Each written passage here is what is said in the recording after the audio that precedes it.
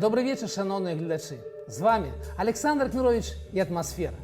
Литва услед за Латвией забороняе уезд на власную территорию легковых авто на белорусских номерах. Ничего доброго. Зато медианный заробок у Беларуси вырос на 20%. Галоўчынка обещает обновить сборку тракторов у Венесуэле. А Мясникович, памятаете гэтага зубра белорусской политики?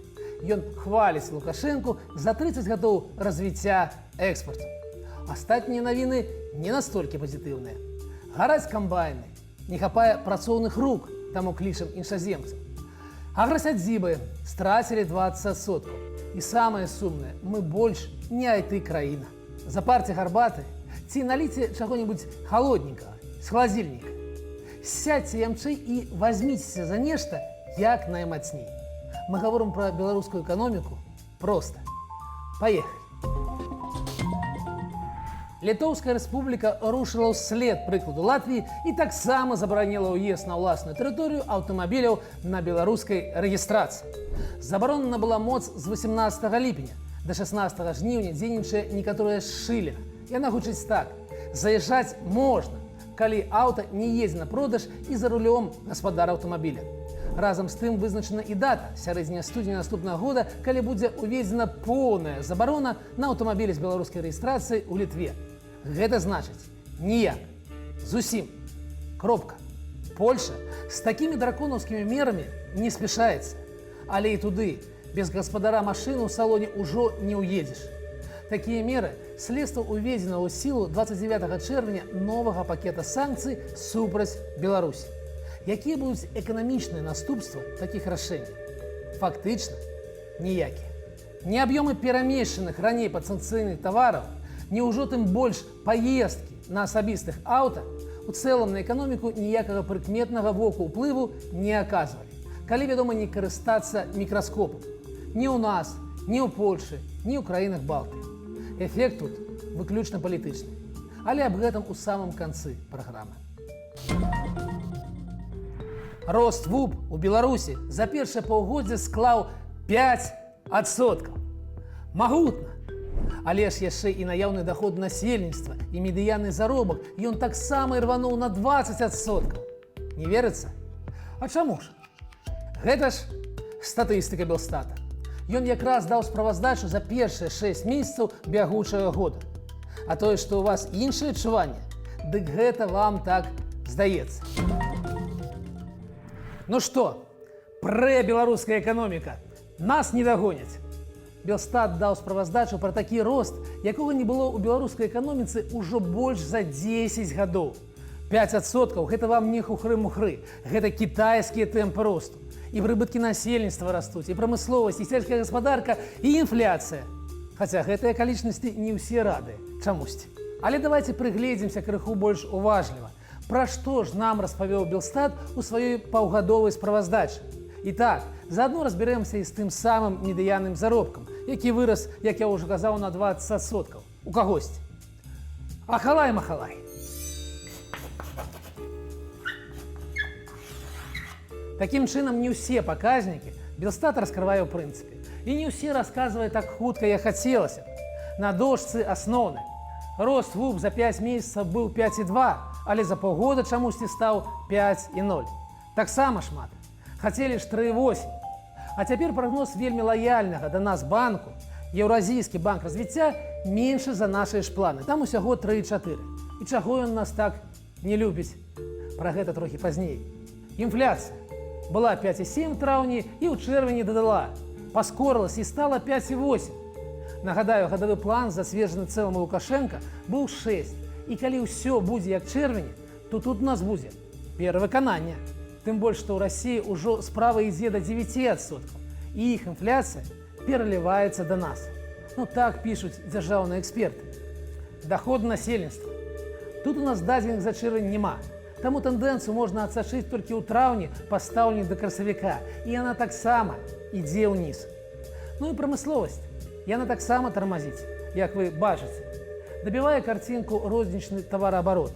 Быў плюс 12,2, але таксама 11,5. Пра што нам кажа вось такая карціна масла? Пра тое, што разгон эканомікі за кошт пустога росту заробкаў і напальвання эканомікі спажывецкімі крэдытамі мае шмат рызык і можа быць толькі вельмі і вельмі часовай з'явай. Кантроль за коштамі ў працяглай перспектыве немагчымы. Эканоміку не падманеш. А значыць, альбо кошты ўсё роўна вырастуць, і мы гэта бачым. Дарэчы, вы не ведаеце, чаму ў нас бульба вырасла адразу на 40%? Не ведаеце? Не?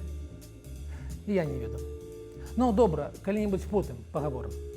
Увогуле, разагнаная пустымі грашыма эканоміка пачала астываць, што і прадказвалі адэкватныя дзяржаўныя і недзяржаўныя эксперты. І спераду ў нас не самыя весёлыя месяцы. Усё, што можна было выціснуць з канцэпцыі «давайте закідаем эканоміку грашыма», яно ўжо здарылася. Хоць не схаваю, павінен прызнаць, вось гэты рост мяне ўразіў. Аднак планы па экспарце закладзены ва ўказе як бы прэзідэнта і блізка не выкананы. Хацелі 5,6, а атрымліваецца апошніх дадзеных роўна ў 3 разы менш. І дзірка паміж экспартам і імпартам пашыраецца. І гэта будзе таксама ціснуць на курс далей і разбалансуе ў рэшце рэшт нашу эканоміку. А што ж наконт медыяннага заробку? Што гэта ўвогуле за паказнік? Гэтая лічба значна дакладней адлюстроўвае ўзровень аплаты працы ў эканоміцы, чым сярэдні заробак. Медыяна – гэта палова. Роўна палова атрымліваюць менш за яе і 50% больш. І звычайна яна працэнтаў так на 30 ніжэйша за сярэдні. На яе і правільна арыентавацца. Колькі яна зараз? Белстат паведамляе 1688 рублёў, або $527, і сапраўды яна вырасла на 20% за год, пры інфляцыі 5,8. А гэта значыць чысты рост 14%. Адбярыся ад яго яшчэ рост эканомікі ў 5% і атрымаеце менавіта суму пустых грошай, каля 9%. Калісьці ўрад ставіў задачу: заробак павінен расці павольней, чым вытворчасць. У нас атрымліваецца моцна не так. І гэта стварае дысбаланс, рызыкі. Таму і не весяліцца ніхто, гледзячы на рост эканомікі. Гэта стэроіды, ці што горай. Потым стане зразумела, а мы вернемся да навін. Сусветны банк падзяліўся рэйтынгам са 140 краін па ўзроўні экспарту інфармацыйных тэхналогій. Но памятайце, калісьці мы былі лідарамі, і брэнд «Беларускі распрацоўнік» каціраваўся ва ўсім свеце, без жартаў і перабольшвання.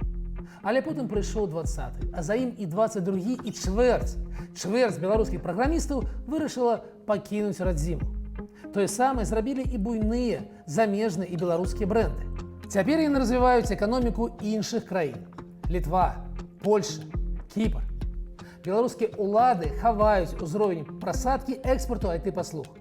Паводле ускосных звестак ён асеў на 25% і складае зараз каля $2,5 мільярдаў. Але дадзены неафіцыйны, таму Сусветны банк арыентуецца на апошнія даступныя, і там 3,2 мільярда. 2021 год. І нават з гэтай завышанай лічбай мы ўсяго на 39-м месцы. У рэальнасці ж каля 45-го, і вышэй за нас не толькі буйныя краіны тыпу ЗША, Кітая і Індыі. У мінулым годзе такі экспарт Польшы склаў $16,5 мільярдаў. У 7 разоў больш за Беларусь. У Эстоніі 3 мільярда, у Літвы 2 мільярда 300 мільёнаў. Нават Украіна ў 23-м годзе паказала экспарт недалёка ад 7 мільярдаў. Амаль у 3 разы больш за Беларусь. І тамака ж вайна.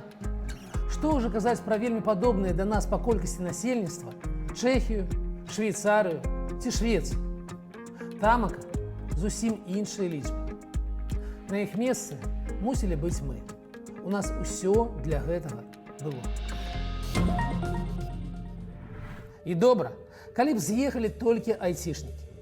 На мінулым тыдні Міністэрства працы і сацыяльнай абароны абнавіла спіс спецыяльнасцяў, па якіх можна прыцягваць на працу іншаземцаў без атрымання спецыяльных дазволаў. І павялічыла яго амаль у 2 разы. Адразу. Было 20 пазіцыяў, стала 38. Там і кіроўцы з малярамі, і кухары, і фарбавальнікі скур. Толькі прыязджайце, працуйце. Вельмі чакаем. І яшчэ крыху навін. Пасля упарадкавання і нармалізацыі рынок аграсядзіб атрагаваў адэкватна. Падзенне ў гэтым годзе склала каля 20%. І выручка, і колькасць занятых, і падаткі. Чаго дабіваліся непатрэбнымі рэформамі, тое і атрымалі. Тут без сюрпрызаў. А абутковае прадпрыемства «Прамень Абутак», якое ўваходзіць в Белэлегпрам, прадае клуб. За даўгі. Невялікі будынак у самым цэнтры гораду на Немізе, вокнамі на адну з самых папулярных меншукоў вуліц і ўсяго $600 000. Недорага. І месца недрэннае, пад які-небудзь рэстаран. Наш непатапляльны прэм'ер Роман Галученко уцёк ад беларускай спякоты ў Лацінскую Амерыку і там, у Венесуэле, паабяцаў аднавіць зборку трактароў МТЗ. Пагадзіцеся, падазронае слова «аднавіць». Так, гадоў 10 таму Лукашенко закапаў у гэтай далёкай краіне 55 мільёнаў бюджэтных долараў. Тады з помпай адкрылі зборачную вытворчасць МТЗ і МАЗаў, але хутка закрылі. Не пайшла справа. І вось у іх там, на фоне лежачай пластом эканомікі, праходзяць чарговыя выбары прэзідэнта Мадуры. І Галученка, і гэтыя навіны вельмі патрэбныя з адзінай мэтай – дапамагчы выйграць чарговыя выбары. Якім будзе вынік, мне невядома. А вось у навіне аб аднаўленні зборкі мяне бянтэжыць толькі адна дробязь. Беларускія прадпрыемствы будуць арыентавацца на камерцыйныя продажы. Гэта значыць, венесуэльскі дзяржзаказ на трактары адменены. Іх давядзецца сумленна прадаваць найбеднейшым мясцовым калгасам. Ой, нешта я сумняюся. Але сельская гаспадарка Венесуэлы ад нас далёкая. У нас тут свая уборачная, і на ёй ужо традыцыйна гараць самыя якасныя беларускія камбайны. Пра чарговы згарэла на працы паведаміў рэсурс Беларусь галаўнога мозга. У дадзеным выпадку гэта быў Палессе ФС-800. Прычыны здарэння высвятляюцца, але не паведамляюцца. Усё таксама традыцыйна. А ў рубрыцы Качанова у нас сёння зуба, мастадонт, дыназаўр беларускай палітыкі Михаил Владимирович Мяснікович. Яго з нагоды 30-лецця знаходжання Лукашенка ў уладзе дасталі з далёкай паліцыі і спыталі, а што ён з гэтай нагоды думае. І наш герой заявіў, што ён быў удзельнікам эканамічных ператварэнняў пачатку 90-х і што ўсё было зроблена правільна, таму што ў нас зараз ого-го, які экспорт. Ну, ого-го, які – гэта 40 мільярдаў долараў за год. Пры гэтым у маленькай Літве ён прыкметна вышэйшы, чым у Беларусі. І неяк яны спраўляюцца і без Лукашэнкі, і без Мясніковіча, і без кагасаў, і без старых савецкіх прадпрыемстваў. Але справа і не ў гэтым. Михаил Владимирович неяк забыўся згадаць, што тады, 30 гадоў таму, ён гуляў за іншую каманду. Ён быў кіраўніком штабу галоўнага канкурэнта Лукашэнкі, наскрозь савецкага прэм'ера Вячеслава Кебіча. І ў ролі такого кіраўніка шчасна зліў свайго шэфа. А потым вельмі хутка пераабуўся. Забыўся мой Михаил Владимирович. Памяць справа такая, падводзіць у вельмі патрэбныя моманты. Беларусь частка Расіі. Амаль. І Захад, еўразвяз з гэтым згодзін. Менавіта гэта азначаюць уведзеныя ў канцы чэрвеня новыя санкцыі. У тым ліку абмежаванне па ўвозе тавараў фізічнымі асобамі. Абмежаванне цікавае, ад гузікаў да смартфонаў і ікры. Агульная логіка – нельга ўсё, што можа быць выкарыстана Расіяй. І гузікі, як не дзіўна, могуць, не смейцеся. Штурм Бахмуту, Марыуполю і іншых гарадоў адбываецца ў нейкім адзенні, і на ім цалкам маглі быць заходнія гузікі. Беларусь партнёр Расіі ў гэтай агрэсіі, і таму логіка абмежаванняў зразумела. І забарона на ўезд аўтамабіляў з беларускімі нумарамі нясе тую ж сэнсавую нагрузку. У самым санкцыйным дакуменце напісана вельмі і вельмі абагульнена. Нібыта гаворка ідзе пра забарону гандляваць аўтамабілямі. Але чытаць дакумент можна вельмі па-рознаму. Яго і чытаюць так, як здаецца правільна, улічваючы бягучую палітычную абстаноўку ўнутры саміх краін. Але да чаго гэта вядзе менавіта беларусаў? Рэдкі выпадак, але рэжым усё правільна зразумеў. і выкарыстаў сітуацыю на сваю карысць. На санкцыі быў адказ. Пашырэнне бязвізу да 35 еўрапейскіх краін. Мне не падаецца, што жыхары Румыніі ці Манака так ужо імкнуцца ў Беларусь. Не думаю, што яны створаць цісканіну на мяжы. Гэта чыста прапагандысцкі ход. Але трэба прызнаць, ён вельмі і вельмі ўдалы. У вачах умоўна нейтральнай беларускай аўдыторыі Еўропа зараз выглядае як рэгіён, які адштурхвае беларусаў ад сябе. І застаецца толькі Расія, дзе ніякіх забаронаў, абмежаванняў, вядома, няма. Калісьці будзе інакш, абавязкова будзе. Скончыцца вайна, па БелТВ перастануць пагражаць ядравай зброяй і прарывам сувальскага карыдора. Запруць нарэшце Грышу Азаронка у спецыяльны дыспансер. І будзе час вярнуцца да стратэгіі, калі не сяброўства, так партнёрства паміж краінамі. Беларускі рэжым злачынны. Але калі мы хочам перамену ў краіне, то самім беларусам трэба было б працягваць руку, будаваць мост, а не плот. Гэта вельмі цяжка рабіць падчас вайны. Мы на іншым баку. Але калі прыйдзе час для сяброўства, пачынаць прыйдзецца практычна з роўню абсалютнага нуля. Такая сёння атмасфера. З вами быў Александр Кмірович. Убачымся праз тыдзень.